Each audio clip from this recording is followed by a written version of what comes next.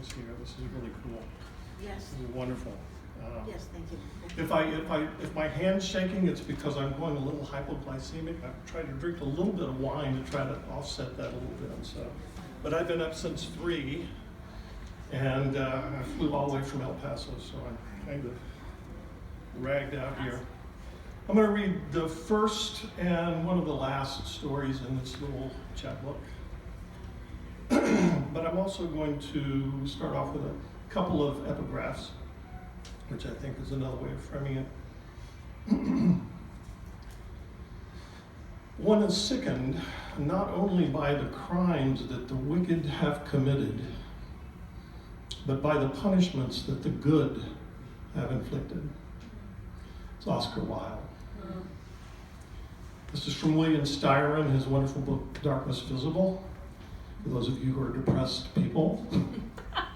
The danger is especially apparent in the young person, if the young person is affected by what has been termed incomplete mourning, has in effect been unable to achieve the catharsis of grief, and so carries within himself through later years an insufferable burden of which rage and guilt, and not only dammed up sorrow are a part, and become the potential seeds of self-destruction.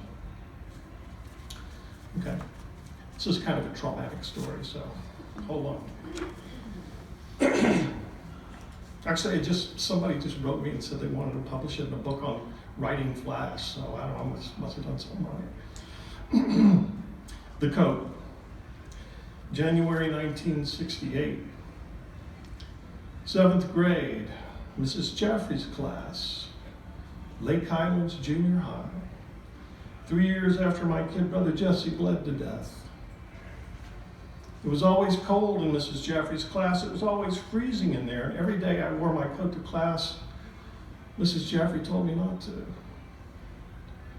Why not? I asked her. I'm cold. It's cold in here. Because, Travis, you're not supposed to wear your coat to class, she kept saying. Seemed pretty stupid to me. So I kept wearing my coat to class. I was cold. A few days later, Mrs. Jaffrey told me to hang my coat up in the principal's office. Told me to stay there for the rest of the afternoon. Told me to write her a 500-word essay on why I shouldn't wear my coat to class. This was originally a 500-word story. Why? I can't do that. How am I supposed to do that? She looked at me over her horned rims. Her lips were white.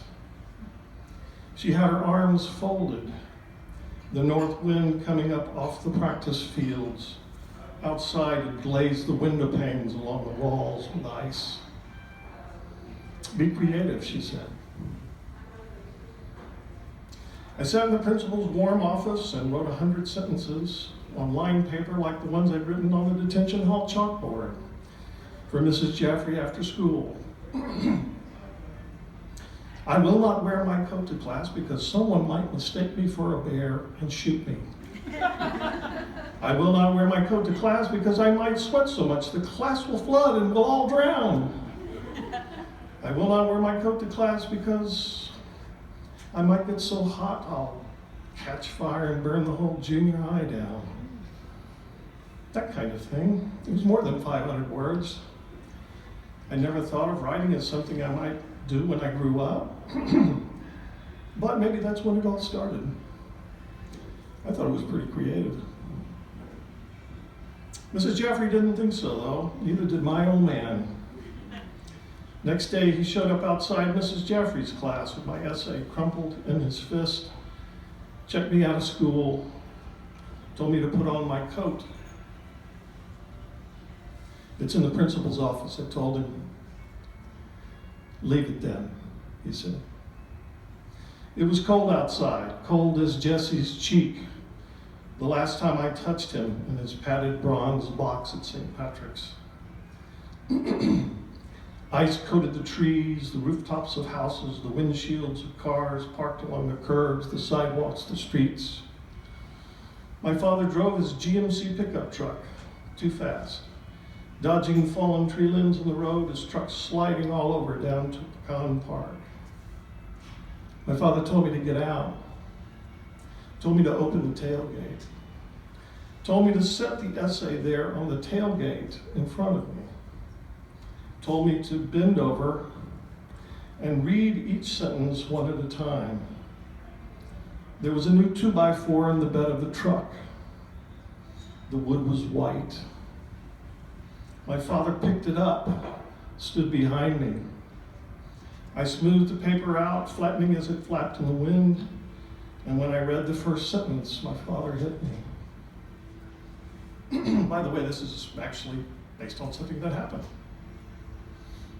I remember the long year Jesse was sick, how he refused to take off the Superman suit our parents had given him after he woke from his first coma. The day he smashed the Sopwith Camel my father and I built the few weekends the old man didn't have to work.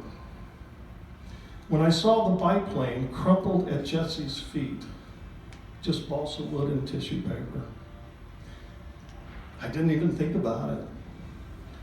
I punched Superman right in the nose, like a cashier Piggly Wiggly, red stamping the back of a bounced check.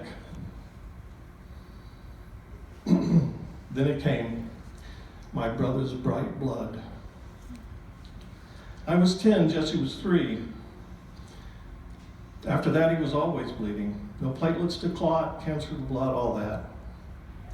And my mother could never get the bleeding to stop, cotton balls plugging up his nose, still seeping blood hours later, till his blue eyes rolled up white, and my father had to rush him back to Baylor Hospital again. I read another sentence and my father hit me again. There were 100 sentences. My father kept hitting me. Boy, oh boy, I thought, did I ever have it coming? The wind blew up hard and it started to sleet, and all around the park tree limbs groaned and creaked and snapped off. I didn't have my coat on. I was cold. Ice fell all around me.